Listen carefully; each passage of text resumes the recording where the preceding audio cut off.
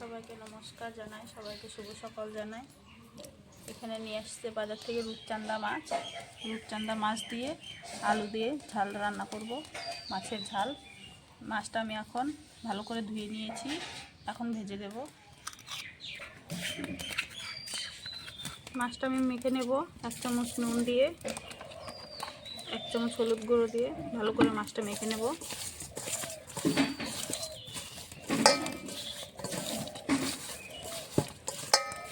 কড়াইতে আমি সর্ষের তেল দিয়ে দিয়েছি, মাছটা মাখা হয়ে গেছে।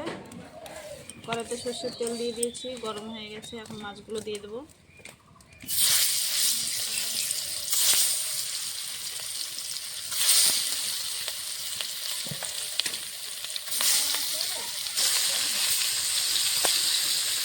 মাছটা উল্টে নেব।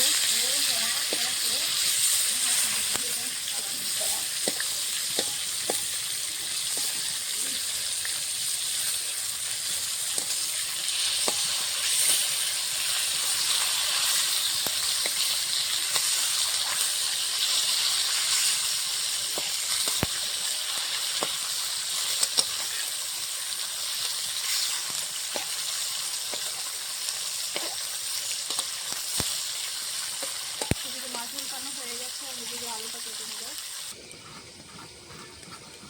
আমি আলুটা কেটে নেব।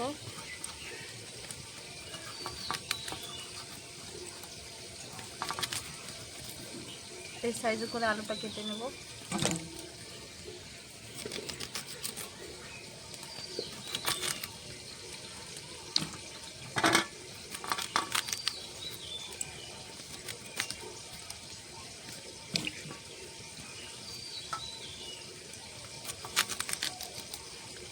নতুন আলু, এর জন্য আমি আলুটা ছিলছি না।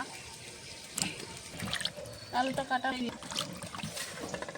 এখানে আমি একটা টমেটো দিয়ে দেবো।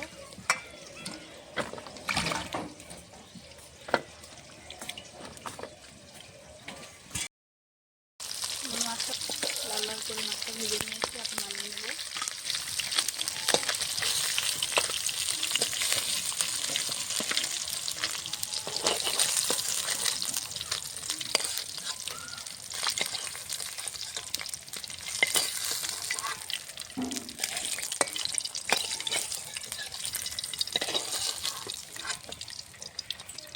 সম্পূর্ণ মাছ ভাজা হয়ে গেছে। আমি মাছের তেলেই ফোড়ন দিয়ে দেবো, একটা তেজপাতা, হাফ হাফ করে শুকনো লঙ্কা আর কালো জিরে।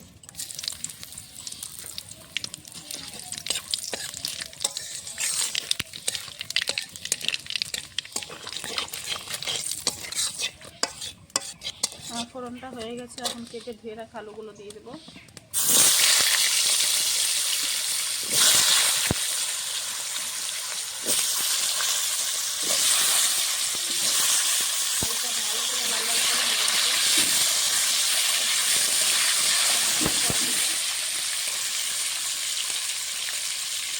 দিয়ে দেবো সামান্য একটু হলুদ গুঁড়ো, স্বাদ মতো 1 চামচ নুন।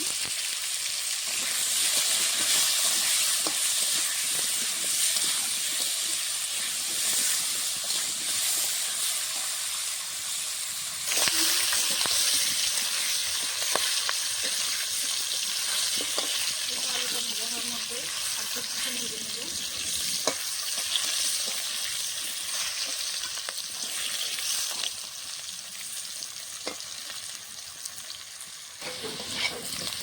আলুটা এখন লাল লাল করে ভেজে নিয়েছি, এখন একটা টমেটো দিয়ে দেবো।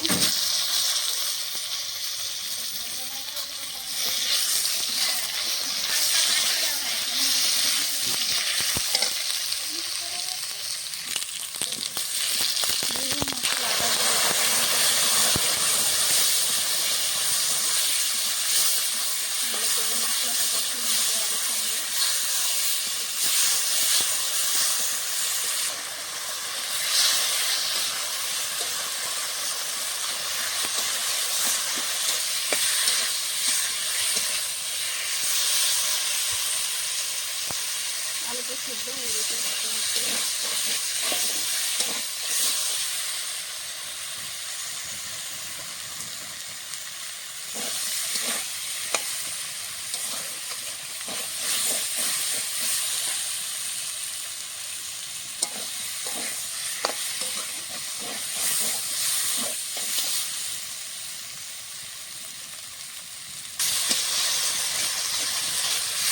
ঝালের সঙ্গে মশলাটা কষানো হয়ে গেছে, দেখো টমেটোটাও গলে গেছে। এখন জল দিয়ে দেবো।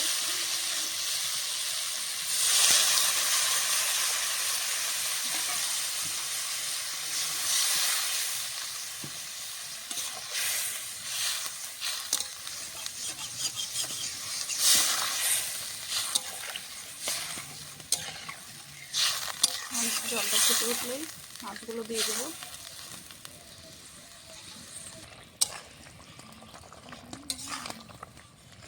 আমার তরকারিটা ফুটে উঠেছে, আলুটা সেদ্ধ হয়ে গেছে, ভেজে রাখা মাছগুলো দিয়ে দেবো।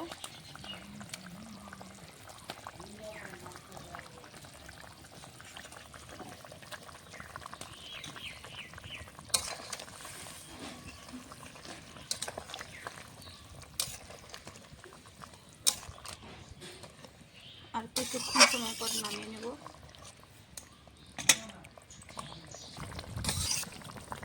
তরকারিটা কি সুন্দর হয়েছে কালার, আর তরকারিটা হয়ে গেছে। এখন গরম মশলার গুঁড়ো দিয়ে নামিয়ে নেব।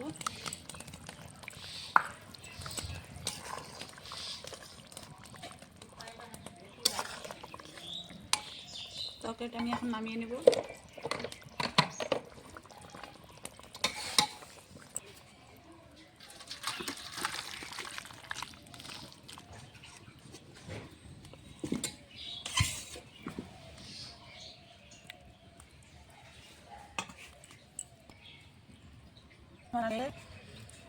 রূপচাঁদা মাছ দিয়ে আলু টমেটো দিয়ে ঝাল করেছি, মাছের ঝাল।